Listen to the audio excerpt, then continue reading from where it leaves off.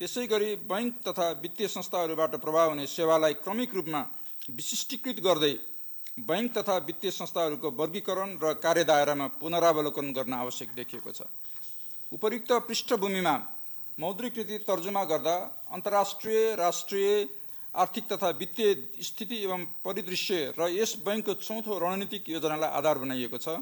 नेपाल सरकारको आर्थिक वर्ष 2082-83 को बजेट र 16औं योजनालाई समेत ध्यानमा राखिएको छ।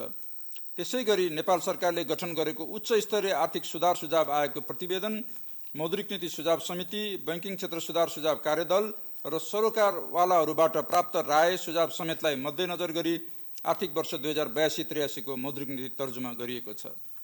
आर्थिक वर्ष 2081-82 को मौद्रिक नीतिको कार्यान्वयन स्थिति। आर्थिक वर्ष 2081-82 को पहिलो 11 महिनासम्मको देशको वर्तमान आर्थिक तथा वित्तीय स्थिति प्रकाशन भइसकेको छ।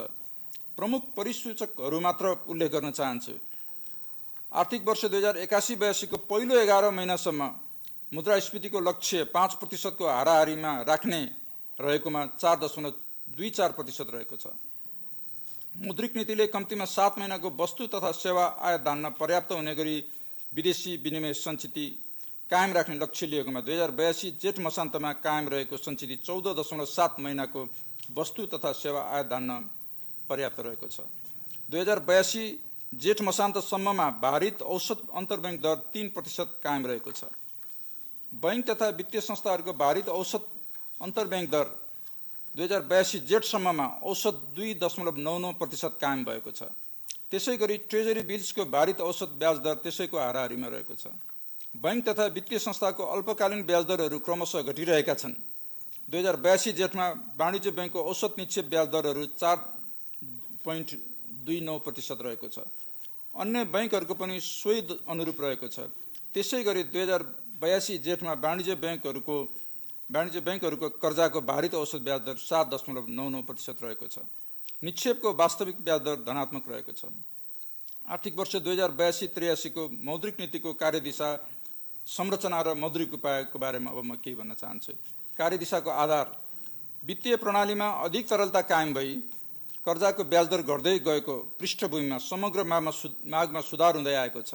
आर्थिक वर्ष 2081-82 मा मुद्रास्फीति 5.0% को हाराहारी कायम गर्ने उल्लेख भएकोमा 11 महिनासम्मको औसत मुद्रास्फीति 4.24% रहेको छ। त्यसैगरी न्यूनतम 7 महिनाको वस्तु तथा सेवा आयात धान्न पर्याप्त हुने गरी विदेशी विनिमय सञ्चिति कायम गर्ने मौद्रिक नीतिको लक्ष्य रहेकोमा 2082 जेठमा कायम सञ्चिति 14.7 महिनाको वस्तु तथा सेवाको आयात धान्न पर्याप्त रहेको छ। यस बैंकले प्रक्षेपित र अपेक्षित मुद्रास्फीतिको अन्तर तथा विदेशी विनिमय सञ्चितिको आधारमा नीतिगत दर सम्बन्धी निर्णय लिँदै आएको छ। उपयुक्त सहज परिस्थितिमा समग्र माग अभिवृद्धि गर्न मौद्रिक नीतिको कार्यदिशा केही लचिलो बनाउन आवश्यक देखिएको छ। यसका साथै निक्षेपको वास्तविक ब्याज दर नकारात्मक हुन नदिनेतर्फ समेत ध्यान दिइएको छ। कोभिड महामारी पश्चात कुल गारस्थ उत्पादनमा कुल स्थिर पुँजी निर्माणको हिस्सा घट्दै गएको छ भने कुल स्थिर पुँजीमा निजी क्षेत्रको पुँजी निर्माणको अंश समेत न्यून हुँदै गएको छ। वित्तीय मध्यस्थता लागत र कर्जाको ब्याज दर न्यून हुँदा पनि पुँजी निर्माणमा अपेक्षित सुधार आउन नसकेको हुँदा अर्थतन्त्रका सबल अग्रपृष्ठ सम्बन्ध भएका एवं उत्पादन र पुँजी निर्माणमा प्रत्यक्ष योगदान गर्ने क्षेत्रतर्फ वित्तीय साधन परिचालनमा ध्यान दिनुपर्ने भएको छ। पर्याप्त तरलता र न्यून ब्याज दरका बावजुद कर्जा प्रवाह अपेक्षित रूपमा बढ्न नसकेकोले विवेकशील नियमन लगायतका नियामकीय व्यवस्थाहरूसँगको तादात्म्यता सहितको आर्थिक तथा मौद्रिक नीतिगत सुधारमा जोड दिनुपर्ने भएको छ। ब्याज दरहरू करिडोरको सीमाभित्र कायम राख्न ब्याज दर सम्बन्धी नीतिगत सुधारमा ध्यान दिनुपर्ने भएको छ।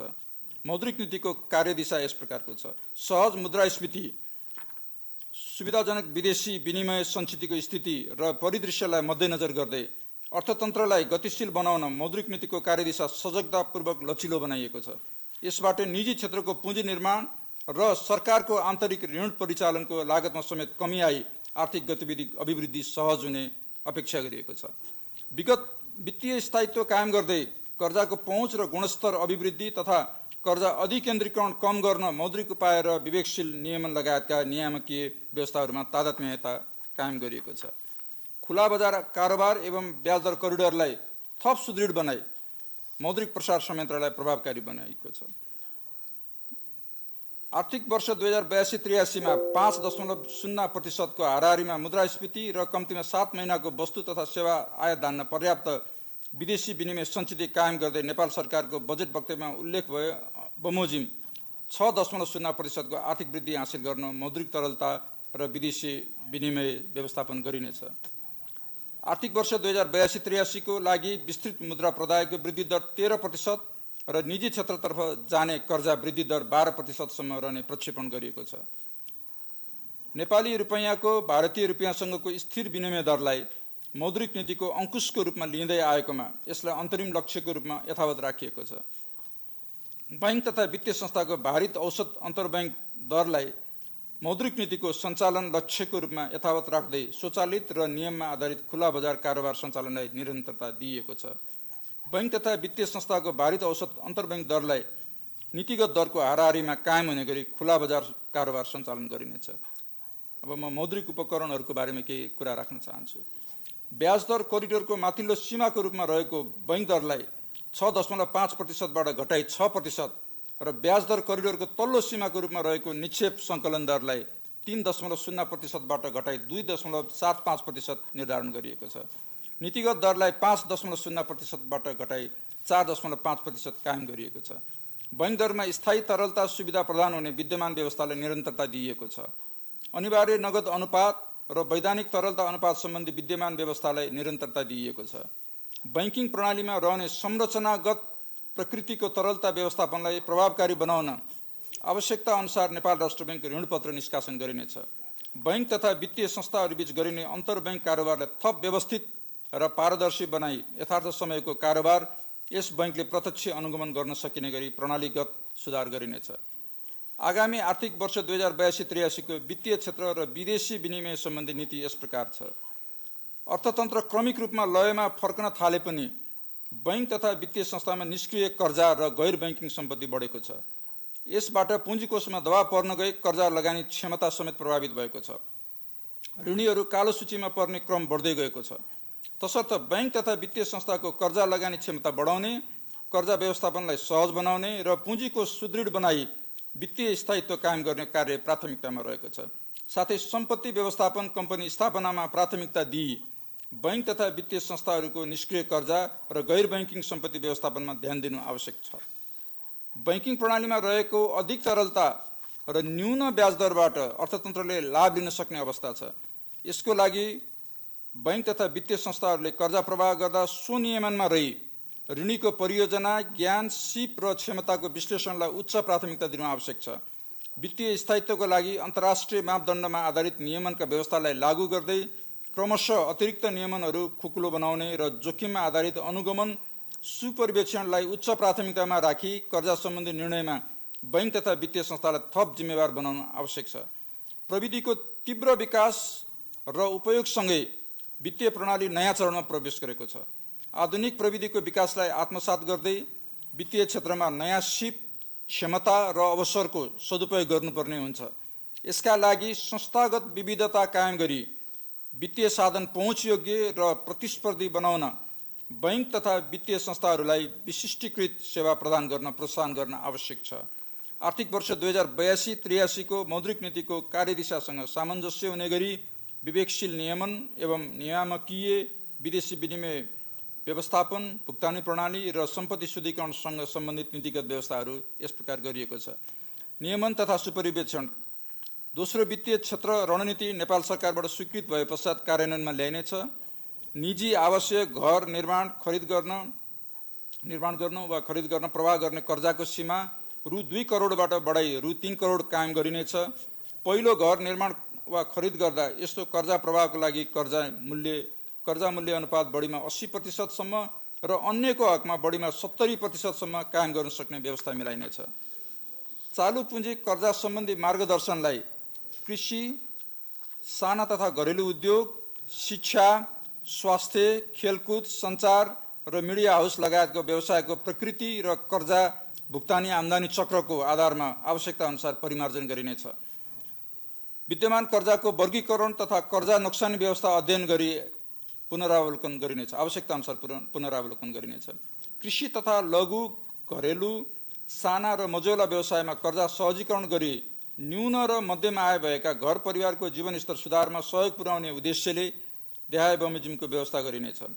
क बैंक तथा वित्तीय संस्थाहरूले कृषि फसल, कृषियोग्य जमिन र कृषि व्यवसाय संरचनाको धितो आफैले मूल्याङ्कन गरी रु 10 लाखसम्म कृषि वा व्यावसायिक कर्जा प्रवाह गर्न सक्ने व्यवस्था गरिनेछ। ख यसरी प्रवाह हुने रु 10 लाखसम्मको कर्जाको ग्रेस अवधिमा न्यूनतम कर्जा नोक्सानी व्यवस्था गरिनेछ। र ग बैंक तथा वित्तीय संस्थाहरूले खाद्यान्न, बाली, पशुपन्छी, माछा पालन लगायत कृषि व्यवसायसँग सम्बन्धित कार्यका लागि व्यक्ति वा व्यावसायिक फर्मलाई फसल तथा उत्पादनको प्रकृतिसँग तालमेल हुने गरी विभिन्न अवधि र प्रकृतिका कर्जा प्रवाह गर्न सक्ने व्यवस्थालाई थप सरलीकरण गर्दै कार्यान्वयनको प्रभावकारी अनुगमन गरिनेछ।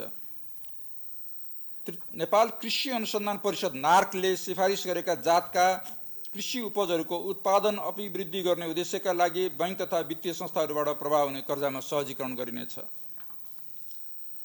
हुलाकी राजमार्ग तथा मध्य पहाडी लोकमार्ग आसपासका क्षेत्रमा खाद्य प्रविधि तथा गुण नियन्त्रण विभागबाट खाद्य स्वच्छता स्तरीकरण लोगो सङ्केत लिएका होटेल तथा रेस्टुराँ र राजमार्ग लोकमार्गको मुख्य बजार आसपासका उद्योग व्यवसायहरूलाई प्रवर्धन गर्न उक्त क्षेत्रका उद्योग व्यवसायहरूलाई प्रभाव हुने कर्जामा देहाय बमोजिमको व्यवस्थाहरू गरिनेछ।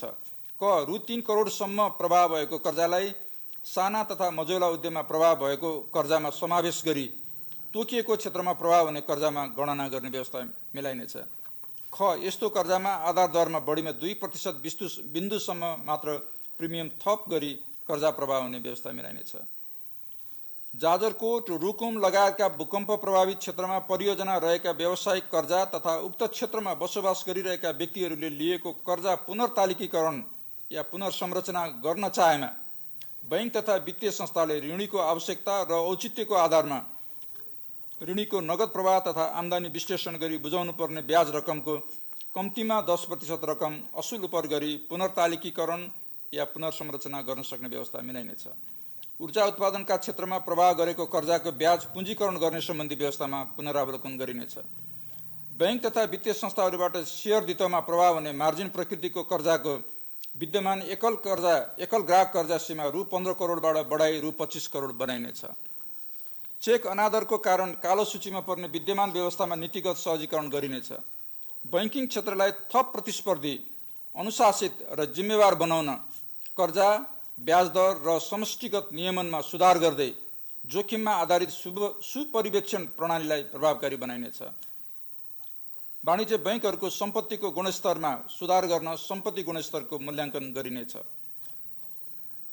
बैंक तथा वित्तीय संस्थाहरूको तरलता जोखिम न्यूनीकरण गरी स्थायित्व कायम गर्न अन्तर्राष्ट्रिय असल अभ्यास अनुसार लिक्विडिटी कभरेज रेसियो LCR र net stable funding ratio NSFR जस्ता व्यवस्थाहरूको प्रभावकारी कार्यान्वयन भए पश्चात कर्जा निक्षेप अनुपात सम्बन्धी नियामकीय व्यवस्थामा पुनरावलोकन गरिनेछ। नेपाल सरकारबाट स्वीकृति प्राप्त निकायमा दर्ता भई सञ्चालनमा रहेका जग्गा विकास तथा भवन निर्माणसँग सम्बन्धित फर्म कम्पनीलाई प्रभावित कर्जाको लागि पुनर्संरचना र पुनर्तालिकीकरण गर्नको लागि आवश्यक सहजीकरण गरिनेछ। हायर पर्चेज कर्जा दिने कम्पनीलाई स्वीकृति दिने नीतिगत एवं प्रक्रियागत व्यवस्थामा फिट एन्ड प्रोपर टेस्ट, कर्जाको ब्याज दर गणना, सेवा शुल्क लगायतका विषयहरूलाई समेटी उक्त नियामकीय व्यवस्थामा आवश्यक संशोधन गरिनेछ।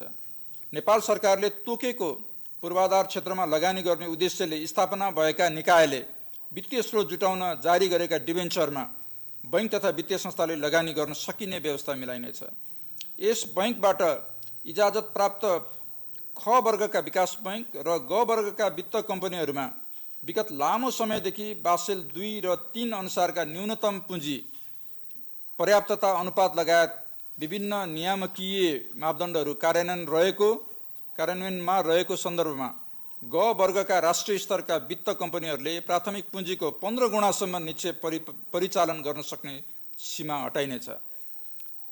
बैंक तथा वित्तीय संस्थाले गैर बैंकिङ सम्पत्ति सकार गरेको 2 वर्षसम्म उक्त सम्पत्ति बापत सिर्जना भएको रेगुलेटरी रिजर्भको रकमलाई पूरक पुँजीमा गणना गर्न सक्ने व्यवस्था गरिनेछ। बैंक तथा वित्तीय संस्थाहरूको पुँजी वृद्धिमा सहजीकरण गर्ने उद्देश्यले यस बैंकको स्वीकृतिमा आवश्यकता अनुसार पुँजी बढाउन सक्ने व्यवस्था गरिनेछ। सहुलियतपूर्ण कर्जाको प्रभावकारी कार्यान्वयनमा सहजीकरण गरिनेछ। औपचारिक वित्तीय प्रणालीबाट विप्रेषण आय भित्र्याउन र उत्पादनशील क्षेत्रमा लगानी गर्न प्रोत्साहित गर्ने र सार्वजनिक निकायबाट हुने सबै भुक्तानीलाई विद्युतीय प्रणालीमा आबद्ध गर्ने विषयमा आवश्यक सहजीकरण गरिनेछ। बैंक तथा वित्तीय संस्थाको निष्क्रिय कर्जा तथा गैर बैंकिङ सम्पत्ति व्यवस्थापनमा सघाउ पुर्याउने उद्देश्यले सम्पत्ति व्यवस्थापन कम्पनीको स्थापनाको लागि आवश्यक ऐन र नियमको मस्यौदा तर्जुमा गरी नेपाल सरकार समक्ष पेश गरिनेछ।